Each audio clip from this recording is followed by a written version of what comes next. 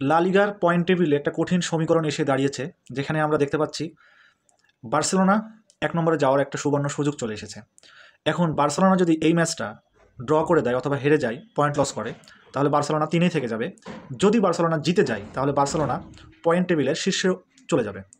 গতকালকের ম্যাচে Real Madrid versus ওসাসুনার ম্যাচে রিয়াল মাদ্রিদ ড্র করে ফেলে, এদিকে অ্যাটলেটিকো মাদ্রিদ তাদের ম্যাচে তারাও ড্র করে ফেলে এবং তারা 2টি করে পয়েন্ট লস করে, যে কারণে তারা এখনও 1-2 অবস্থানে থাকলেও বার্সেলোনা যদি আজকের ম্যাচে জিতে যায় বার্সেলোনা টেবিল টপার হয়ে যাবে। বার্সেলোনার জন্য সুবর্ণ সুযোগ। বার্সেলোনা কি এই সুযোগ কাজে লাগাতে পারবে, নাকি বার্সেলোনাও রিয়াল মাদ্রিদ এবং অ্যাটলেটিকো মাদ্রিদের মতো এই ম্যাচে পয়েন্ট লস করবে এবং 3-তে থেকে যাবে? আপনাদের প্রেডিকশন কমেন্ট বক্সে জানাতে ভুলবেন না। ধন্যবাদ।